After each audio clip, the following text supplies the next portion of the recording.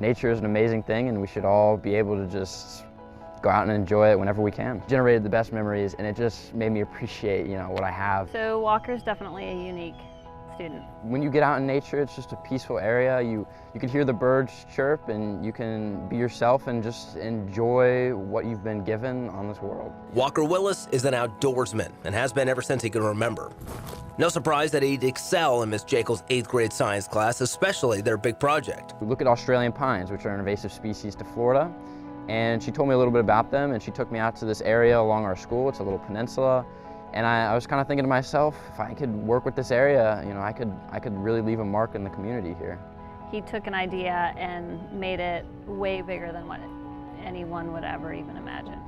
So his classroom turned into his classroom, not a class schedule with a room on it. It's his, a sign that bears his name. A lot of work, but just looking back on it, it's amazing what you can do with just a group of friends and scouts who came out to help me.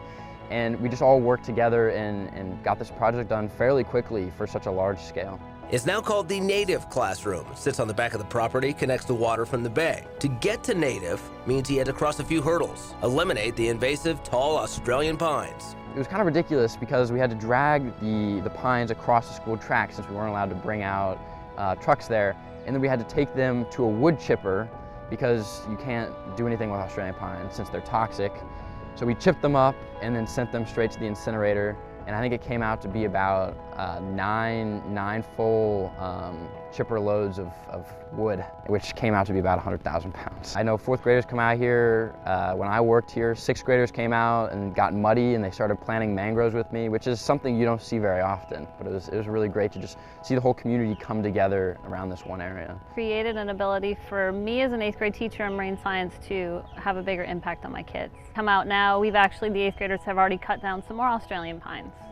So they see the importance, and then they come back and see this area, and they're able to actually learn the native species and why we need them, why we should eliminate these plants that aren't from here. So it's allowed me to teach better. This classroom is used now and will be for years after Walker goes to college. It's safe to say that this project received an A.